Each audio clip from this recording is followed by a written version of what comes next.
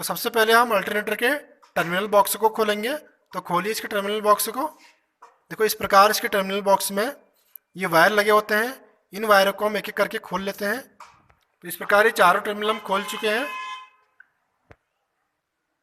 अब हम अल्टरनेटर के कवर को खोलेंगे यहाँ पर। तो कवर खोलने के लिए हमें सबसे पहले इसके ये बोर्ड खोलने होते हैं और स्पैनर सेट की सहायता से इनको हम खोलेंगे। अब हम इसके जो टर्मिनल आ रखे हैं इनको कवर के अंदर कर देते हैं। तो इनको अंदर डालिए कवर से, ठीक है। अब इसके हम इस कवर को बाहर की तरफ खींचेंगे। तो इसको बाहर की ओर खींचिए। देखो इस प्रकार ही बाहर की तरफ कवर निकल जाता है। कवर निकलने के बाद अंदर हमें कुछ इस प्रकार का दिखाई देता है। अब हम इसके एंड प्लेट को खोलेंगे। एंड प्लेट खोलने के लिए हम इसके बोर्ड को खोल लेते हैं। हम कार्बन ब्रशों के सेट को बाहर निकालेंगे। तो इसके लिए हमको साइड के जो इसके बोर्ड होता है उस बोर्ड को हमें खोलना पड़ता है, ठीक है। तो इस प्रकार ये बोर्ड को खोल रहे हैं। देखिए इस बोर्ड को खोलने के बाद जो हमारा ये कार्बन ब्रशों के सारे होल्डर हैं ये बाहर निकल जाएंगे जो स्लिप रिंगों से कनेक्ट है। ऐसा हम आसानी से बाहर निकाल लेंगे। निकालिए इसको। देखो इस प्रकार ये हमारे कार्बन ब्रशों का होल्डर होता है, ठीक है। ये देखो कार्बन ब्रश लगे होते हैं। इसे हमारे कुछ कार्बन ब्रश टूटे भी हैं तो उन्हें हम चेंज कर देंगे और इसे निकाल के भी हम साइड रख लेते हैं। इसके साइड को प्लेट को भी हम खोल देंगे, जिसके बाद हम इस एंड प्लेट को बाहर निकाल लेंगे। तो हम इसके एंड प्लेट को बाहर निकाल लेंगे। देखो इस प्रकार हैमरिंग करके भी आप इसको निकाल सकते हो। बहुत, हाँ बस ठीक है। अब इसको बाहर की ओर खींचिए। ये हमारा देखो एंड प्लेट खुल चुका है। तो इसके अंदर हमारा इस प्रकार का होता है। देखो ये हमारा रोटर है और स्टेटर है। ये रेक्टिफायर बनाया गया है हमने जो फील्ड को उत्तेजित करने के लिए होता है। अभी हम इसको खोल के चेक करेंगे पहले, तो बाकी इसके सारे कनेक्शन हम फिर बाद में करेंगे, ठीक है। तो दूसरी साइड के एंड प्लेट को हमें खोलना है। दूसरी एंड प्लेट को हैमर से हल्का हल्का बाहर खोलते हुए इस प्रकार देखो ये भी खुल चुका है। अब इसको बाहर की तरफ हम निकाल देंगे। अच्छे से पकड़िए और पूरा आर्मेचर को हम बाहर निकाल देंगे। देखो ये हमारा इसका रोटर बाहर निकल चुका है। बहुत बढ़िया। देखो इस प्रकार ये हमारा स्टेटर हो गया है। स्टेटर में यहाँ पर 4 पोल बना रखे हैं और देखो कितनी यहाँ पर रस्ट हो रखी है। तो इसको रस्ट को हम साफ करेंगे और दोबारा इससे कनेक्शन करेंगे, ठीक है। और ये हमारा क्या है, देखो इसका रोटर है। ये हमारे रोटर में दिखा रखी है वाइंडिंग। तो ये रोटर की वाइंडिंग हो गई और ये हमारे कोर हैं। और ये जो हमारा है ये स्लिप रिंग लगे हुए हैं और ये हमारी शाफ्ट है। ये इसको ठंडा करने के लिए देखो कूलिंग फैन लगा हुआ है और ये इसकी एंड प्लेट है। तो सारे कनेक्शन हम बहुत बढ़िया तरीके से करेंगे। और इसके साइड में लगे होते हैं बॉल बेयरिंग, ठीक। ये इसकी बेयरिंग है तो इसमें हम बॉल बेयरिंग का यूज करते हैं। तो सबसे पहले हम इसकी बढ़िया से सफाई करेंगे और इसके कनेक्शनों को फिर हमारे पहले हम बात करते देखो अल्टरनेटर के पार्ट की। तो 4 भाग अल्टरनेटर के होते हैं। एक इसमें हमको ये स्टेटर दिखाया है और ये बॉडी। तो सबसे पहले हम बॉडी की बात करते हैं। उसके बाद ये वाला पार्ट हमारा स्टेटर होता है और जो ये बीच में घूमता है आर्मेचर, इसको हम रोटर बोलते हैं। और नेक्स्ट एक भाग और होता है जिसे हम एक्साइटर कहते हैं। तो एक्साइटर का काम होता है इस फील्ड वाइंडिंग को उत्तेजित करना। जब ये फील्ड वाइंडिंग उत्तेजित होते हैं तब इनमें नॉर्थ पोल और साउथ पोल, नॉर्थ पोल और फिर साउथ पोल, इस प्रकार से इसमें पोल बनते हैं। जो ये पोल हमारे रहते हैं फिक्स रहते हैं, ठीक है। तो अल्टरनेटर में बिजली पैदा करने के लिए हमें क्या होना चाहिए, तो यहाँ पर हम क्या कर रहे हैं, देखो ये हमारा चुंबकीय क्षेत्र है और इसमें हम इन कंडक्टर को घुमाएंगे। ये कंडक्टर है हमारे चालक, इन चालकों को घुमाएंगे तो हमारा क्या पैदा होगा, एसी पैदा होगा। देखो एसी पैदा करने के लिए हमें क्या करना पड़ता है, या तो किसी चुंबकीय क्षेत्र में किसी चालक को घुमा देते हैं हम, सुनाई दे रहा है, या किसी चुंबकीय क्षेत्र में हम किसी चालक को घुमा देते हैं। मान लो ये हमारा कोई चुंबकीय क्षेत्र है। अगर हम इसको नॉर्थ पोल और साउथ पोल हमारे इसमें बन रहे हैं तो इसका मतलब क्या है कि हमारा चुंबकीय क्षेत्र है, फील्ड है। इसके बीच में हमको घुमाना है किसी कंडक्टर को यानी कि चालक को। तो इन चालकों को हम इसके बीच में घुमाएंगे तो इसमें फ्लक्स कटेगा, जिसके कारण हमें क्या मिलेगा, ईएमएफ मिलेगा। अब दूसरी कंडीशन क्या रहेगी यहाँ पर, या हम हमारा फील्ड दिखाया गया है या तो हम फील्ड को घुमा के भी बिजली को हम पैदा कर सकते हैं। तो यहाँ पर जो हमारा बिजली पैदा करने का भी तरीका है, यहाँ पर हम कंडक्टर को, ये हमारे जो चालक हैं, इनको चुंबकीय क्षेत्र में घुमा के हम बिजली पैदा करेंगे। तो देखिए होता क्या है, जो ये हमारे फील्ड की वाइंडिंग है इसे हम यहाँ पर रेक्टिफायर की सहायता से, ये रेक्टिफायर लगा रखा है हमने, इस रेक्टिफायर की सहायता से इसे हम क्या देंगे, डीसी सप्लाई देंगे। तो देखिए होता क्या है, अल्टरनेटर में दोनों में से हमारा एक चीज़ घूमने वाला होना चाहिए, या तो फील्ड घूमना चाहिए या फिर हमारा कंडक्टर घूमना चाहिए। तो यहाँ पर जो हमारा ये जनरेटर है, अल्टरनेटर है हमारा एसी। यहाँ पर हमारा क्या कंडक्टर घूम रहे हैं और हमारा चुंबकीय क्षेत्र क्या यहाँ पर फिक्स है। तो इस प्रकार हम यहाँ पर पहुँच गए थे। अब देखिए क्या करते हैं, इन फील्ड वाइंडिंगों को हम यहाँ पर से डीसी सप्लाई देंगे।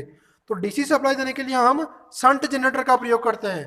तो शंट जनरेटर जो होता है उसको हम एक्साइटर बोलते हैं, ठीक है।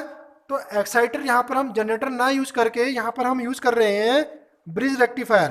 अब यहाँ पर भी एक्साइटर के आधार पर हमारे दो प्रकार के अल्टरनेटर होते हैं। एक होता है हमारा सेपरेटली एक्साइटर, एक होता है हमारा सेल्फ एक्साइटर। तो हमने जो यहाँ पर ब्रिज रेक्टिफायर लगा के इसको बनाया है, ये हो गया हमारा सेल्फ एक्साइटर, क्योंकि ये खुद अपने आप को ही उत्तेजित अपने हाथ से करेगा। अगर हम यहाँ पर जनरेटर लेते हैं डीसी बाहर से, तो उसे हम बोलते हैं सेपरेटली एक्साइटर, ठीक है। तो ये हमारा यहाँ पर कौन सा हो गया, ये सेल्फ एक्साइटर।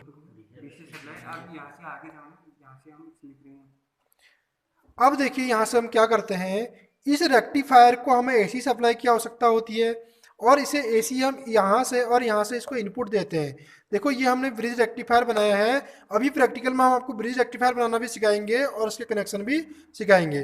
तो यहाँ पर क्या होता है, इन दो पॉइंटों में हमको एसी चाहिए होती है।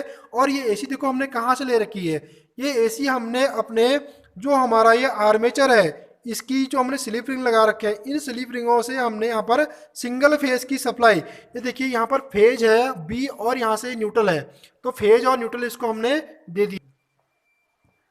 तो यहाँ पर से हमने इसको एसी सप्लाई, एक फेज दे रखा है बी और एक न्यूट्रल दे दिया। तो ये सिंगल फेज की सप्लाई हमारी रेक्टिफायर में पहुँच जाएगी और रेक्टिफायर हमारा क्या करेगा, फिर फील्ड वाइंडिंग को सप्लाई देगा और हमारा यहाँ पर क्या बनेगा, एक फील्ड वाइंडिंग में एक चुंबक बनेगा, ठीक है, मैग्नेटिक फील्ड बनेगा, जो क्या करेगा, फ्लक्स काटने में यहाँ पर सहायता करेगा, जिसके कारण हमारे एसी पैदा होगी। अब देखो क्या होता है, उस चुंबकीय क्षेत्र में हमारा ये आर्मेचर क्या करेगा, घूमेगा। इसको घुमाने के लिए हम प्राइम मूवर का यूज करते हैं। प्राइम मूवर के लिए हम यहाँ पर शंट मोटर का भी यूज कर सकते हैं या फिर किसी पावर प्लांट का या किसी इंजन का यूज कर सकते हैं, ठीक है। तो अभी हम इसको जब कनेक्ट करेंगे तो वहाँ पर दिखाएंगे हम प्राइम मूवर क्या होता है। तो अभी क्या करेंगे, जो हमारा ये रोटर है ये हमारा क्या करेगा, स्टेटर के बीच में घूमेगा, रोटेट करेगा। जब ये हमारा आर्मेचर चुंबकीय क्षेत्र में घूमता है तो इसमें क्या होता है, तीन फेज की सप्लाई बनती है, रेड हो गया आपका, येलो और ब्लू और एक न्यूट्रल। अब यहाँ पर इस प्रकार कैसे बनता है देखिए, क्योंकि हमने जो आर्मेचर की वाइंडिंग है उनको स्टार में कनेक्ट किया है। स्टार में कनेक्ट करने पर क्या होता है, एक हमको रेड फेस मिल जाता है, एक येलो और एक ब्लू, और बीच का जो पॉइंट होता है इसे हम न्यूट्रल कहते हैं। तो हमने इसके कनेक्शन जो कर रखे हैं अभी स्टार में कर रखे हैं। तो ये हमारा जो है यहाँ पर रोटर है और रोटर में ये वाइंडिंग कर रखी है और इन वाइंडिंगों को हमने जो कनेक्ट कर रखा है इन स्लिप रिंगों से कर रखा है, ठीक है। तो ये चार स्लिप रिंग यहाँ पर लगे हुए हैं। सर्किट डायग्राम में भी आपको चार हमने स्लिप रिंग दिखा रखे हैं और ये हमारा जो मैकेनिकल इसका पार्ट है इस पर भी ये चार स्लिप रिंग है। इन स्लिप रिंगों को फास्फर ब्रोंज का बनाया जाता है और इस पर हमारे ये कार्बन ब्रुश रहते हैं और कार्बन ब्रुशों का काम होता है सप्लाई को बाहर को आउटपुट देना। तो ये हमारे कार्बन ब्रुश लगे हैं इस प्रकार, देखो 1 2 3 4, इन चारों में से एक रेड के लिए यूज होता है, एक ब्लू के लिए और एक येलो फेस के लिए, एक को हम न्यूट्रल के लिए यूज करते हैं।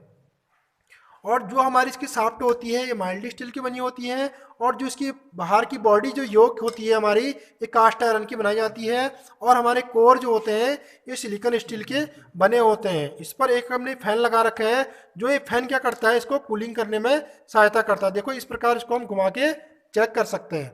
अब देखिए होता क्या है, इसके हम कनेक्शन करेंगे और कनेक्शन में हमें कैसे इसके कनेक्शन करने हैं वो हम इसके चेक करेंगे। हम यहाँ पर अल्टरनेटर को असेंबल करेंगे। तो सबसे पहले क्या करते हैं, देखो ये हमारा स्टेटर है, इस पर हम रोटर की फिटिंग करेंगे, उसके बाद इसके हम कनेक्शन करेंगे। देखो इस साइड हमारा इसके दो टर्मिनल बाहर निकले हुए हैं, तो हमारी जो स्लिप रिंग वाली साइड है रोटर की, उस साइड को हम अल्टरनेटर के स्टेटर के इस साइड को करेंगे। ये जो रोटर है इसकी फिटिंग करेंगे इस स्टेटर के अंदर। चलो डालिए इसको इसके अंदर। तो यहाँ पर क्या होता है, देखिए ये हमारा जो हम फिटिंग कर रहे हैं अभी रोटर की, इस पर एक होल बना हुआ है। तो ये होल जो होता है, अगर गलती से हमारे अल्टरनेटर के अंदर पानी चले जाता है तो पानी को ये बाहर करने के लिए होता है, ठीक है। तो इस होल को हम फिटिंग करते समय कहाँ की ओर करेंगे, नीचे की ओर, जिससे क्या होगा, हमारा पानी घुसने पर वो पानी इस होल से क्या होगा, बाहर निकल जाएगा। तो इस प्रकार इसकी फिटिंग करेंगे, बिल्कुल सेफ्टी से फिटिंग करनी है और टेक्निकली तरीके से करनी है। ये अल्टरनेटर के जो यहाँ पर ये होल दिखा रखे हैं, इन होलों में हम क्या करेंगे, इसके बोल्ट टाइट कर देंगे।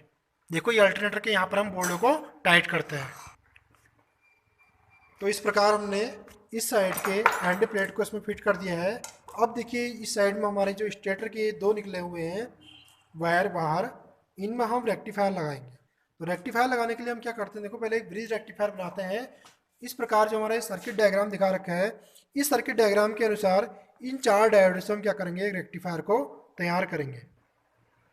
तो रेक्टिफायर हम बनाने के लिए क्या करते हैं, ये हमारा डायोड का सिंबल है और डायोड में क्या होता है, देखो एक पार्ट इसका कैथोड होता है, एक एनोड होता है। तो डायोड के जिस भाग में ये निशान दिखाई दे रहा है हमको, ये कैथोड होता है और जिस साइड को पूरा ये ब्लैक दिखाई दे रहा है उसको हम एनोड कहते हैं। ठीक है, तो एनोड और कैथोड को हम जोड़ना सीखेंगे। सबसे पहले क्या करना है, हमको दोनों कैथोडों को हमें एक साथ कनेक्ट कर देना है दो डायोडों के। तो हम दो डायोड लेते हैं यहाँ पर से और उन्हें के कैथोडों को एक साथ कनेक्ट करते हैं। कर दोनों कैथोडों को हमने एक साथ कनेक्ट कर दिया है और इससे हम प्लायर की सहायता से अच्छी तरह से मोड़ लेंगे। ये हमारे देखो दोनों कैथोडों को हमने एक साथ जोड़ दिया है। अब हम दूसरे डायोडों की ओर चलते हैं और इन दोनों डायोडों को हम क्या करते हैं, एनोड पॉइंटों को एक साथ जोड़ लेते हैं सर्किट डायग्राम के अनुसार। जैसे इसमें जुड़े हैं दोनों एनोड एक साथ, इन दोनों डायोडों के भी क्या करेंगे, हम एनोडों को एक साथ कनेक्ट करते हैं। ये हमने दोनों के एनोड पॉइंटों को आपस में कनेक्ट कर दिया है रेक्टिफायर बनाने के लिए। अब हमें इन पॉइंटों को, इन 4 पॉइंटों को कनेक्ट करना है। इनमें हमें जोड़ने में कोई सावधानी नहीं देनी है, इसे हम कहीं भी कैसे भी कनेक्ट कर सकते हैं। और केवल इन दो कैथोड पॉइंटों को जोड़ने में और इन एनोड पॉइंटों को जोड़ने में हमें सेफ्टी रखनी पड़ती है। बाकी इन अब चारों पॉइंटों को हम कहीं से भी कहीं इनको जोड़ सकते हैं। तो एक बार कनेक्ट कर दो इनको भी। तो ये रेक्टिफायर बनकर तैयार हो चुका है। अब हमें करना क्या है, जो इसके ये कैथोड वाले पॉइंट हैं इसको हमको कहाँ जोड़ना है, अपनी फील्ड वाइंडिंग के साथ। और यहाँ पर जो एनोड वाला पॉइंट है इसे भी हमें कनेक्ट करना है अपनी फील्ड वाइंडिंग के साथ। और 2 टर्मिनल जो हमारे बचेंगे इन्हें कनेक्ट कर देंगे हम अपनी स्लिप रिंग के साथ। ठीक है, तो इसके कनेक्शन एक बार कर लेते हैं। जो इसकी फील्ड